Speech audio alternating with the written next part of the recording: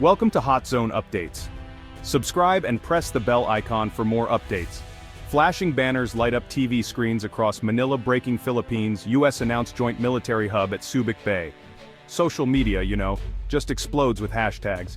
#Subic returns, #new alliance. Helicopters thrum overhead as news crews rush to the old port city, capturing the nervous energy crackling in the air. For many Filipinos, the announcement feels like a thunderclap from history, echoing through the streets and stirring memories, both proud and painful, of an era when Subic Bay was America's fortress in Asia. Cameras pan across the bay's blue waters, now dotted with naval ships from both countries. Reporters jostle to get statements from government officials, military brass, and local residents. The mood is tense but electric. For the first time in decades, Subic Bay is not just a place on the map, it's the center of a global story. What happens here could shape the security of an entire region. This isn't just a military move, the agreement signals a shift in power, partnership, and purpose. As details emerge, analysts scramble to explain what the new hub means for the Philippines, the United States, and the world. Is this the dawn of a new alliance, or the beginning of something much bigger? The question on everyone's lips: why Subic Bay? And why now? The answer, it turns out, runs deeper than headlines. It's about history, strategy, and the future of the Indo-Pacific. The heart of the agreement is a new joint ammunition and logistics hub. This facility will store vital supplies, from missiles to medical kits, for both Philippine and American forces. It's designed for speed, flexibility, and rapid response. In a crisis, the hub can quickly supply ships, planes, and troops, making sure they're ready for anything. This is not just about war. The hub also supports disaster relief and humanitarian missions. Typhoons and earthquakes strike the Philippines often. With supplies pre-positioned at Subic Bay, help can reach affected communities faster than ever before. The hub becomes a lifeline, not just a stockpile. For the U.S., it means a stronger foothold in Asia, close to flashpoints like the South China Sea and Taiwan. For the Philippines, it brings advanced technology, training, and jobs. Local workers will help run the facility, learning new skills and boosting the local economy. Most importantly, the hub is a symbol. It shows the world that the Philippines is no longer just a battleground for superpowers. It's a partner, shaping its own destiny in the heart of Asia. This new partnership is not a step back in time. Subic Bay is not simply reopening as an American base. Instead, the Philippines and the U.S. are working together as equals. The days of one-sided control are over. Both countries have a say in how the hub operates, and both flags fly over the port. The agreement reflects a new reality. The Philippines is no longer a quiet outpost. It's a confident, independent nation with its own interests. The U.S., for its part, needs partners who can stand on their own. The hub is a model for modern alliances, flexible, respectful, and focused on common goals. Leaders are quick to stress the difference.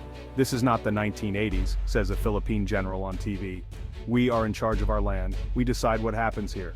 The U.S. echoes this message, highlighting cooperation and shared responsibility. This approach is new for both sides. It demands trust, patience, and constant communication. But it also offers a blueprint for alliances in a changing world, one where old rules no longer apply. The strategic value of Subic Bay is obvious. It sits at the gateway to the South China Sea, through which trillions of dollars in trade flow each year. Control of this area means influence over global commerce and security.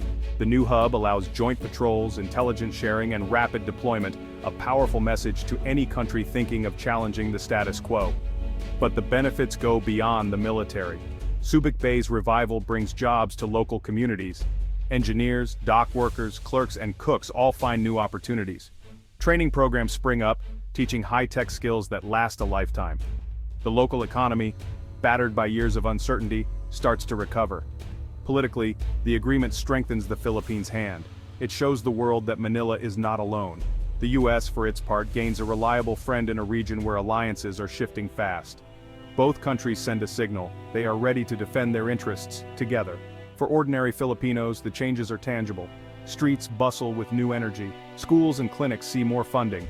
There's hope, but also debate, about what the future should look like, and who gets to decide. Subic Bay was once the largest U.S. naval base outside America. For nearly a century, it was a symbol of foreign power, huge ships, bustling bars, and a constant American presence. When the base closed in 1992, many locals cheered. Others worried about lost jobs and economic decline. The memory of that era still shapes how Filipinos see Subic Bay today. But much has changed since then. The Philippines is stronger, more assertive, and determined to chart its own course. The new hub is smaller, more focused, and under Philippine control. There are no sprawling barracks or foreign-run towns. Instead, there's a partnership built on mutual respect. The lessons of the past are clear. Filipinos want security, but not at the cost of sovereignty. They remember the protests, the debates, and the pride of taking back their land. Any new agreement must honor that history. Today's deal is different. It's about cooperation, not occupation. It's a sign that both countries have learned from history and are ready to build something new. One of the most striking features of the new hub is shared control. The Philippine flag flies highest. Local commanders make the key decisions. American forces are guests, operating only with Philippine approval. This is written into every line of the agreement. For many Filipinos, this is a point of pride. It shows that their country is not just hosting foreign troops, but leading the way. Philippine officers are trained in the latest logistics and security techniques. Civilian officials oversee hiring, safety, and community relations. This model of shared control is rare in military alliances. It requires constant dialogue and compromise. Disagreements are inevitable, but the framework ensures that the Philippines always has the final say. Both nations have learned that respect is the foundation of real partnership. Shared control also reassures the public. It's a promise that the mistakes of the past will not be repeated. The hub is not just a military asset, it's a symbol of Philippine sovereignty and leadership. This historic agreement didn't appear out of thin air. It's the product of months of high-stakes diplomacy between President Ferdinand Marcos Jr. and US President Donald Trump. Both leaders faced enormous pressure, at home and abroad, to get it right. For Marcos Jr., the hub is a chance to show strength and vision. He wants to protect Philippine territory, create jobs, and reassure allies. At the same time, he must balance public skepticism and the memories of his family's past. Every decision is watched, debated, and judged. Trump, too, saw an opportunity. He wanted a clear win in Asia, a way to counter China and reassure US allies. The Subic Bay deal gave him a headline and a legacy, but he also promised to respect Philippine sovereignty, hoping to avoid the backlash that toppled old US bases. Behind the scenes, diplomats, generals, and lawmakers worked overtime. They hammered out details on everything from environmental rules to local hiring. The result is a deal that's both practical and symbolic, a marriage of interests, history, and hopes. Their motives may differ, but the outcome is the same. Subic Bay is back, not as a base but as a bridge between two nations. Not everyone is celebrating. Critics warn that the new hub could make the Philippines a target in future conflicts. They worry about sovereignty, pollution, and the risk of accidents. Some fear that foreign troops, even as guests, could bring trouble. Debate rages in Congress, on talk shows, and in city halls. Protesters march in Manila, waving signs that read, "No to new bases and sovereignty first." Others argue that the hub is necessary for defense and disaster relief. The country is divided, sometimes bitterly.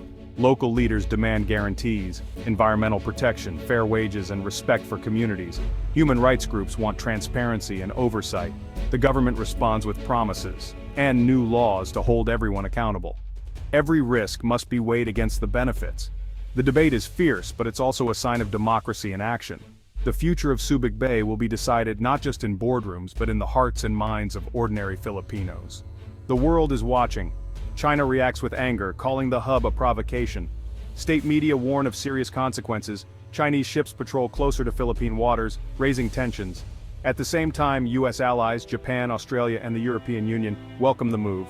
They see it as a sign of unity and resolve in the Indo-Pacific. ASEAN neighbors are split. Some worry about an arms race. Others hope the hub will keep the peace. Diplomats scramble to reassure friends and foes alike. The stakes are high, and the choices made at Subic Bay could echo across continents. For ordinary people, the debate is personal. Fishermen, teachers, and shopkeepers wonder what the future holds. Will the hub bring prosperity or danger? Is this a new era of partnership or just another chapter in a long struggle for power? Yet amid the uncertainty, there is hope. Subic Bay stands as a symbol, not just of conflict, but of resilience and renewal. It's proof that nations can learn, adapt, and choose peace, even in a world divided by rivalry and risk.